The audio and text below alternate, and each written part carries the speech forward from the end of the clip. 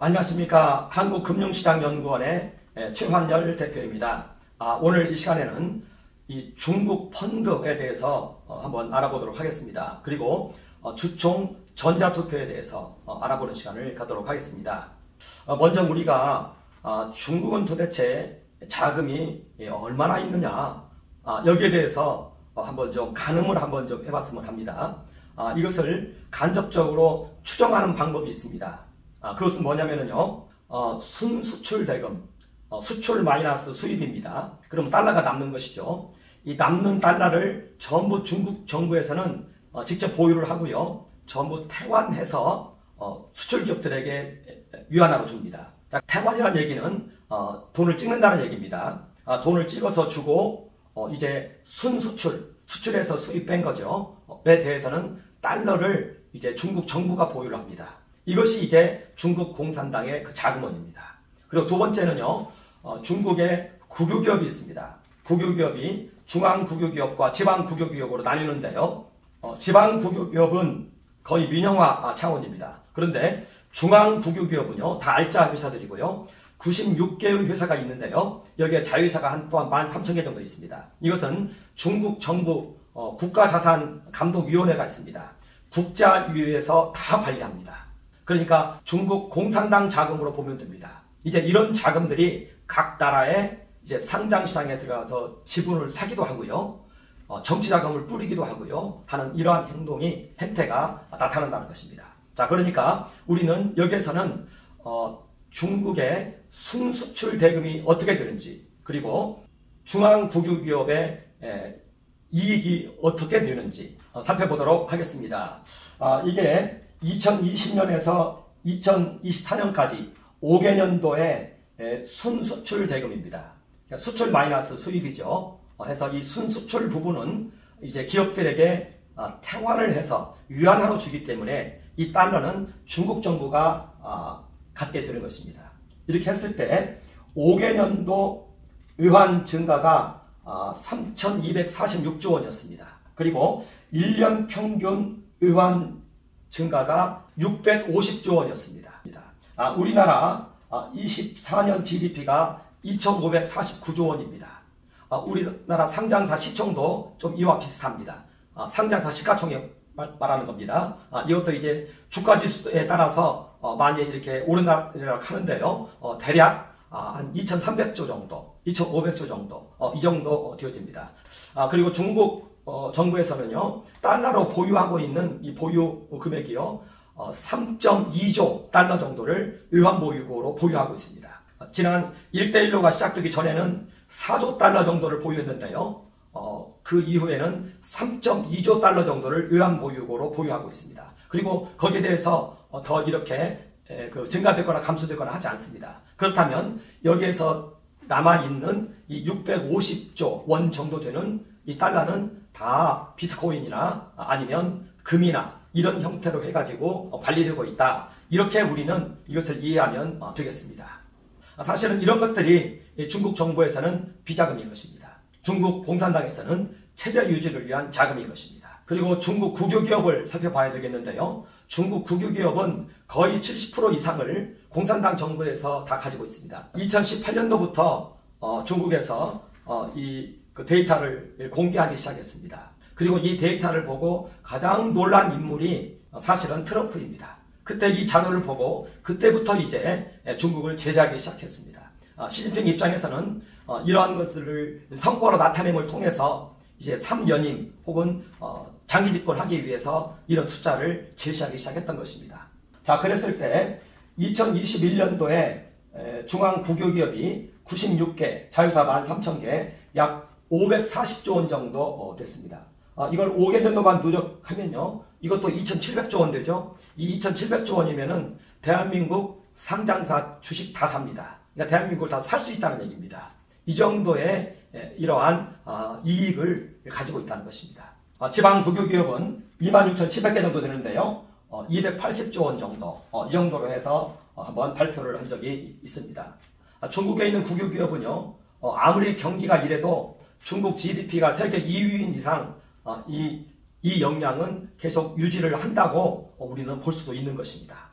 그리고 1대1로를 통해서 해외 각국에 나갔는데요. 이렇게 해서 그 당시에 해외 현지법인이 한 1,300개 정도, 한 2021년도 데이터니까요. 그 정도 있었습니다. 제가 현지법인 얘기를 하는 이유는요. 이런 데를 통해서라도 우리나라 상장사 지분을 얼마든지 취득할 수 있다는 것입니다. 그리고 중국 공산당에서는 이러한 자금으로 이제는 이념 전쟁을 시작을 했다는 것입니다. 그걸 초안전이라고 합니다. 각 나라의 이러한 기업을 장악하고 거기에 있는 공산당을 추구하는 정당을 지원하고 중국 공산당 정부는 이러한 자금을 이용해서 이제 초안전을 펼치고 있는데요. 우리나라 상장사, 아까 기관전용 상호펀드를 얘기했죠. 물론 이 기관전용 상호펀드 자체로 들어오기도 합니다. MBK 파트너스 같은 경우에는 약 5% 정도가 중국 자금이라고 해요. 이렇게 들어오기도 하는데, 그런데 그게 문제가 아니라 오히려 엑시트 할 때 이걸 다 받아주는 자금이 중국 자금이라는 것입니다. 그리고 이렇게 엑시트 장소가 있을 경우에는요, 기관전용 상호펀드는 마음껏 국내 주식을 이제 취득해도 됩니다. 왜냐하면 엑시트 장소가 있으니까요. 그리고 1% 이하씩 취득을 하면 흔적도 안 남습니다.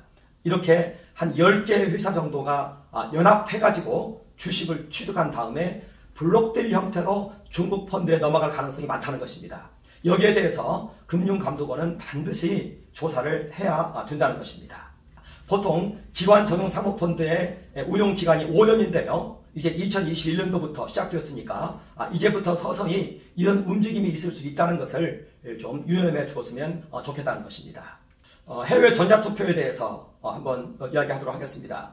김경수 판결문에 대한민국 경제민주화의 도구로서 재벌 해체가 있는데 여기에 왜 전자투표가 나오냐는 것입니다. 국민연금 의료권 행사 확대와 스튜어십 코드와 전자투표가 나오냐는 것입니다. 전자투표는 바로 이 해외 지분이 주총에 참여해서 의결권 행사를 한다는 얘기인 것입니다. 삼성전자의 경우만 하더라도요, 50% 이상이 해외 주주입니다. 그리고 여기에는 웬놈 펀드가 그렇게 많은지 이런 것들에 대해서도 우리는 경계를 하고 있어야 된다는 것입니다. 그리고 이제 그 문재인 씨가 대통령이 되면서 이제 국민연금의 전자투표 강요가 시작됐습니다. ESG 평가 기준에 이 전자투표를 삽입을 했습니다. 이건 안 들으면 안 됩니다. 그래서 삼성전자의 경우에도 2022년도부터 이제 전자투표를 시작을 했습니다. 그리고 이번에는 이제 상법 개정을 통해서 이것 자체를 의무화하게 된 것입니다. 그런데 해외 투자자들에 대한 이 전자투표는요, 국내 내국인 소액주주에 한정할 필요가 있습니다. 왜 그러냐면요, 해외 전자투표는 자본시장법에 위배될 가능성이 많습니다. 그러니까 무슨 얘기냐면 우리나라 자본시장법 147조에 의하면 주총 전에 5% 이상을 가지고 있는 대주주는 공시를 하게끔 되어 있습니다. 자, 그런데 이 대주주의 범위가 어떻게 되느냐? 모든 특수관계자의 지분을 다 합치는 것입니다. 자, 그렇다면 중국 자금은요, 전부 특수관계자의 자금일 가능성이 높습니다. 국유기업, 모든 국유기업들에 대해서는 공산당 정부가 소유자입니다. 다 특수관계자라는 것입니다. 그래서 중국 펀드의 경우에는 전부 합산을 해야 된다는 것입니다. 물론 다른 나라의 회사, 아까 제가 1,300개 정도가 현지법인이라고 그랬죠. 여기에서 가지고 있는 이 지분에 대해서도 전자투표를 한다 할 때 의결권사에 들어오기 위해서는 전부 합산해가지고요, 5% 넘는지를 봐야 된다는 것입니다. 이들에 대해서는 5%로 의결권 제한을 하고 있습니다.